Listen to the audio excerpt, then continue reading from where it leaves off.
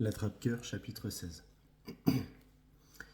Quand j'ai fini mon petit déjeuner, il était guère plus de midi et je devais retrouver la môme Sally qu'à 2 heures.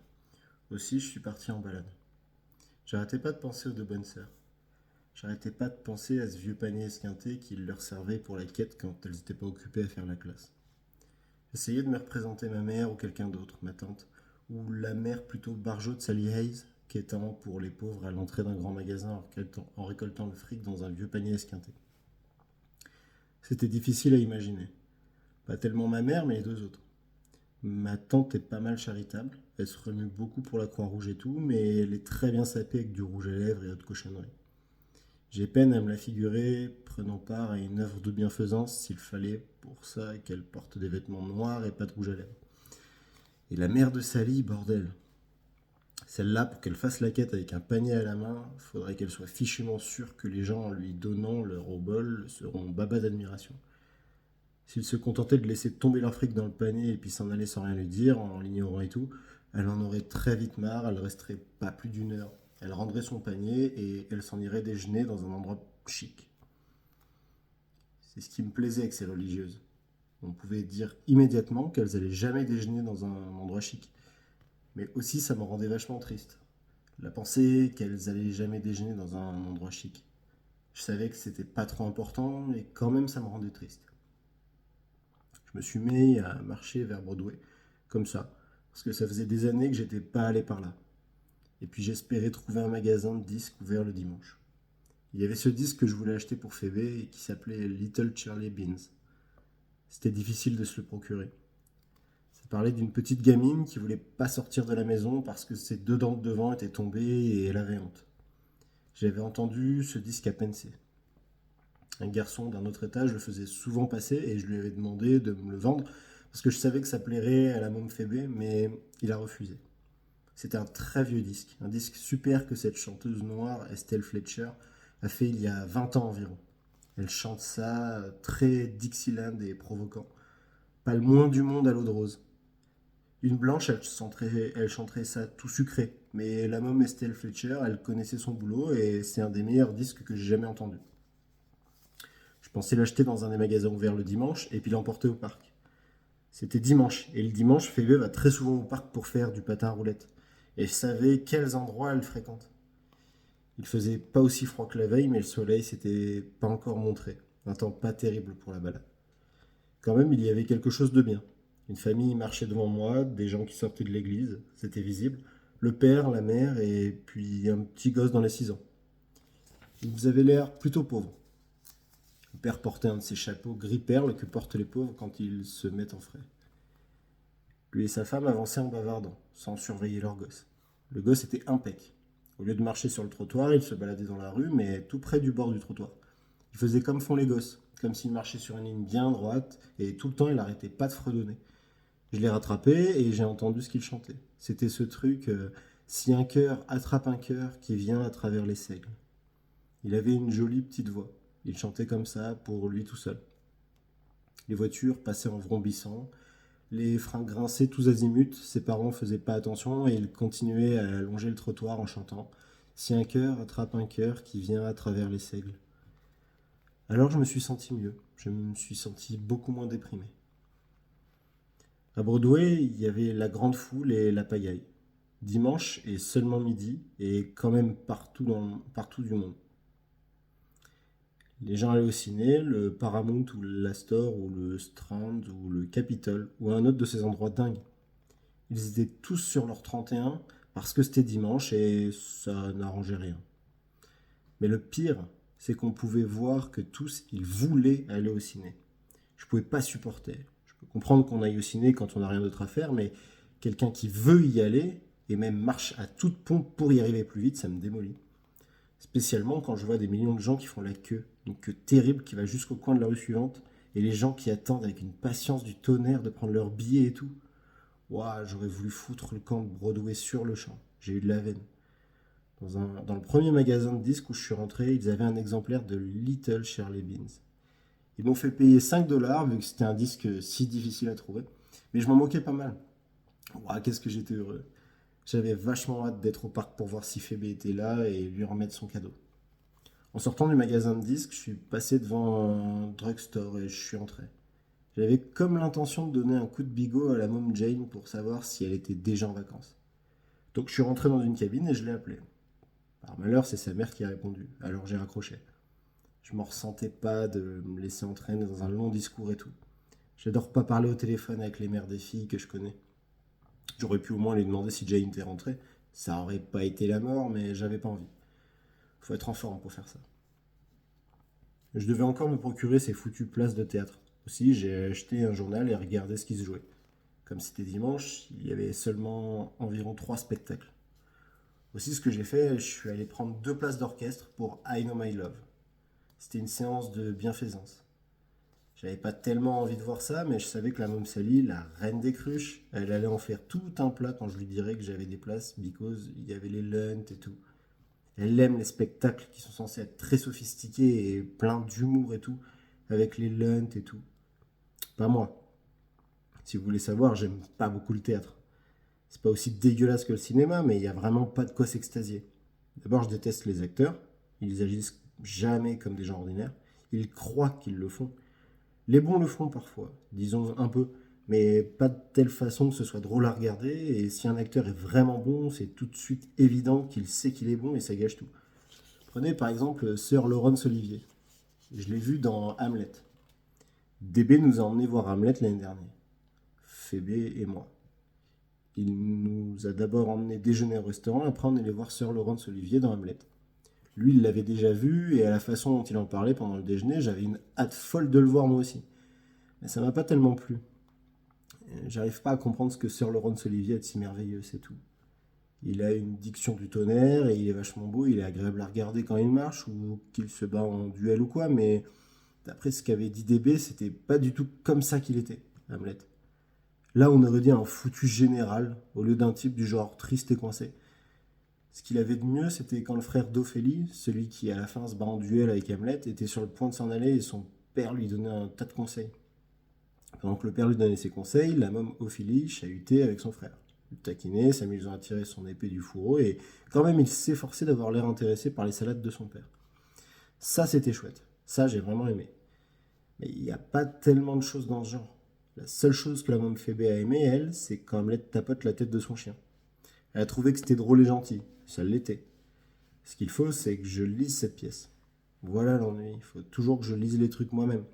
Un acteur sur la scène, je l'écoute à peine. J'en finis pas de me tracasser de peur que d'une minute à l'autre, il fasse quelque chose qui colle pas. Quand j'ai eu les places pour le spectacle avec les lunts, j'ai pris un taxi pour aller au parc.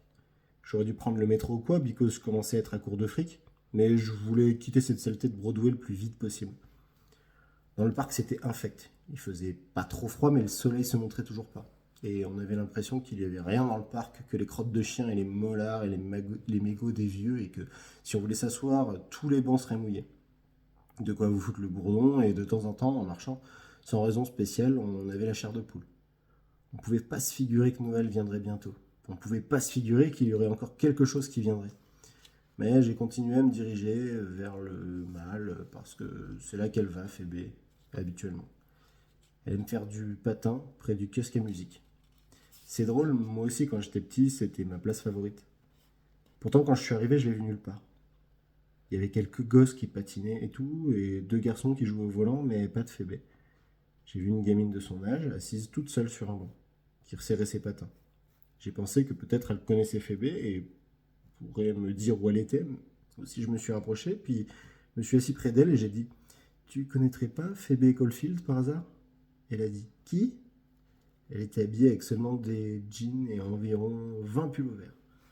On voyait que c'était sa mère qui les lui tricotait, ces pulls, et c'était plutôt en forme. Phoebe Caulfield, elle habite dans la 71e rue. Elle est en 7e à... Vous la connaissez, vous? Ouais, je suis son frère. Tu sais où elle est? La gamine a demandé. Elle est dans la classe de Miss Callum, non? Je crois. Alors elle va probablement au musée aujourd'hui. Nous, on y allait samedi dernier. Et j'ai demandé: Quel musée? Elle a comme qui dirait haussé les épaules. Elle a dit: Je sais pas, le musée. Oui, mais celui où il y a les tableaux ou bien celui où il y a les Indiens? Celui des Indiens. J'ai dit merci beaucoup. Je me suis levé et déjà je m'en allais. Mais subitement, je me suis souvenu que c'était dimanche. J'ai dit à la gamine, mais c'est dimanche. Elle a levé la tête. Oh, alors elle y est pas. Elle se donnait un mal fou pour resserrer son patin. Elle avait pas de gants et ses mains étaient toutes rouges et glacées. Je l'ai aidée. Ouah, ça faisait des années que j'avais pas eu en main une clé de patin à roulette. Pourtant, ça m'a pas semblé bizarre. Supposez que dans 50 ans, d'ici, on me mette en main une clé de patin dans le noir absolu en plus et je saurais encore ce que c'est. Quand son patin était arrangé, elle m'a remercié et tout. C'était une gamine très gentille, très polie. Bon Dieu, j'aime quand une gamine est gentille et polie, si on lui a arrangé ses patins ou quoi. La plupart des gamines le sont, sans blague. Je lui ai demandé si elle voulait venir prendre avec moi un chocolat chaud ou quoi, mais elle a dit non merci. Elle a dit que son amie l'attendait. Les gamines, elles ont toujours une amie qui les attend, ça me tue. C'était dimanche et donc Phébé serait pas là avec sa classe et le temps était humide et pourri, mais quand même j'ai traversé le parc jusqu'au musée d'histoire naturelle. Je savais que c'était de ce musée-là qu'elle parlait, la gosse au patin. Je connaissais par cœur la routine des visites au musée. Phébé allait à la même école où j'allais quand j'étais petit et on se tapait tout le temps le musée. On avait ce prof, Miss Egeltinger, qui nous y emmenait presque tous les samedis. Parfois on observait les animaux et d'autres fois on regardait ce que les Indiens avaient fait dans les temps anciens. Poterie et paniers tressés et tous fourbis.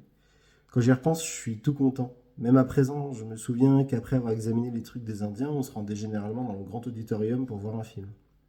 Christophe Colomb. Il passait tout le temps Christophe Colomb, découvrant l'Amérique, ce mal qu'il avait eu à décider, Frédéric et Isabelle à lui prêter le fric pour acheter des bateaux, et puis les marins qui se mutinaient et tout. Le père Colomb, on s'en foutait un peu, mais on avait toujours plein de caramels et de chewing-gum, et à l'intérieur de l'auditorium, ça sentait vachement bon. Ça sentait comme s'il pleuvait dehors, même si en vrai il pleuvait pas, et qu'on aurait été dans le seul endroit au monde qui soit plaisant, sec, confortable. Je l'aimais, ce sacré musée. Je me souviens que pour aller à l'auditorium, on traversait toute la salle des Indiens. C'était une longue salle et on pouvait parler qu'à voix basse. La maîtresse marchait en tête et la classe suivait en bon ordre. Une double rangée de mots. Moi, en général, j'étais à côté d'une fille qui s'appelait Gertrude Lévin. Il fallait tout le temps que je lui donne la main et sa main était tout le temps moite ou poisseuse. Le sol était en pierre et si on avait des billes et qu'on les faisait tomber, elles rebondissaient comme des dingues dans un boucan de tous les diables. Et la maîtresse arrêtait les rangs et revenait sur ses pas pour voir ce qui arrivait. Mais Miss Egeltinger, elle se fâchait jamais. Ensuite, on défilait devant cette longue pirogue, à peu près aussi longue que 3 Cadillacs mis bout à bout, avec dedans une vingtaine d'Indiens, quelques-uns qui pagayaient, d'autres qui se contentaient de prendre des airs de dur et tous le visage barbouillé de peinture de guerre. Il y avait à l'arrière du canot un type très impressionnant qui portait un masque. C'était le sorcier. Il me donnait la chair de poule, mais je l'aimais bien quand même. Et puis si en passant quelqu'un touchait une pagaie ou quoi, un des gardes recommandait. On ne touche pas les enfants. Mais c'était dit d'une voix aimable. Pas comme l'aurait dit un sale flic ni rien. Ensuite, on longeait une grande vitrine avec dedans des Indiens qui frottaient des bâtons l'un contre l'autre pour faire du feu. Et une squaw tissant une couverture. Cette squaw tissant la couverture était courbée sur son ouvrage et on voyait ses seins et tout. On s'en mettait plein les mirettes, même les filles qui étaient que des gamines avec pas plus de seins que les garçons. Enfin, juste à l'entrée de l'auditorium, tout près de la porte, il y avait l'Esquimau. Il était assis au bord d'un trou dans le lac gelé et il pêchait. On voyait déjà au bord du trou 2 poissons qu'il avait attrapés. Ouah, ce musée était plein de vitrines. Il y en avait encore plus à l'étage avec dedans des cerfs qui buvaient l'eau d'une mare et des oiseaux qui gagnaient le sud pour y passer l'hiver. Les oiseaux les plus proches étaient empaillés et pendus à des fils. Et ceux du fond étaient simplement peints sur les murs, mais ils donnaient tous l'impression de voler vraiment vers le sud. Et si on penchait la tête, et si en quelque sorte on les regardait par en dessous, ils semblaient encore plus pressés de voler vers le sud. Ce qui était extra dans ce musée, c'est que tout restait toujours exactement pareil. Il n'y avait jamais rien qui bougeait. Vous pouviez venir là 100 000 fois et chaque fois cet Esquimau aurait tout juste réussi à attraper ces 2 poissons. Les oiseaux seraient toujours en route vers le sud. Les 2 cerfs, avec toujours leurs beaux bois et leurs pattes fines, boiraient toujours dans la mare. Et cette squaw au sein nu tisserait toujours la même couverture. Rien ne serait différent. Rien, excepté vous. Vous seriez différent. Certainement pas beaucoup plus vieux, vous seriez juste différent, c'est tout. Cette fois-ci, vous auriez un manteau, ou bien le gosse qui vous donnait la main la fois précédente aurait la scarlatine et on vous aurait attribué un nouveau compagnon. Ou bien ce serait une suppléante qui serait en charge de la classe à la place de Miss Egeltinger. où vous auriez entendu vos parents se disputer très fort dans la salle de bain, où vous seriez juste passé dans la rue près d'une de ces flaques avec dedans des arcs-en-ciel de mazout. Je veux dire que d'une manière ou d'une autre, vous seriez différent. Je peux pas expliquer, et même si je pouvais, je suis pas sûr que j'en aurais envie. Tout en marchant, j'ai sorti de ma poche ma vieille casquette de chasse et je l'ai mise sur ma tête. Je savais que je rencontrerais des personnes de connaissance et le temps était humide. J'ai marché et j'en finissais pas de penser à la môme Phébé qui allait au musée le samedi comme j'avais fait. Je me disais qu'elle verrait les mêmes trucs que j'avais vus et que c'était elle à présent qui serait différente à chaque fois qu'elle les verrait. En pensant à ça, j'étais pas vraiment triste mais j'étais pas non plus follement gai. Il y a des choses qui devraient rester comme elles sont. Il faudrait pouvoir les planquer dans une de ces grandes vitrines et plus y toucher. Je sais que c'est impossible mais bon, c'est bien dommage. Bref, je marchais, j'en finissais pas de penser à tout ça. Je suis passé à côté du terrain de jeu et je me suis arrêté à regarder deux petits mômes qui faisaient de la balançoire. Il y en avait un qui était plutôt grassouillet et j'ai appuyé de la main sur la barre du côté du plus maigre pour équilibrer le poids en quelque sorte, mais c'était visible qu'ils ne voulaient pas que je m'occupe d'eux. Alors je les ai laissés tranquilles. Puis il s'était produit quelque chose de bizarre. En arrivant devant le musée, subitement, j'y serais pas entré pour $1 000 000. Ça me disait rien, voilà tout. Quand je pense que j'avais traversé ce maudit parc exprès pour ça. Je serais probablement entré si Phébé avait été là, mais elle n'y était pas. Aussi, en arrivant devant le musée, j'ai simplement pris un taxi pour aller au Biltmore. Je m'aurais pas d'envie d'y aller au Biltmore, mais j'avais donné ce foutu rancœur à Sally.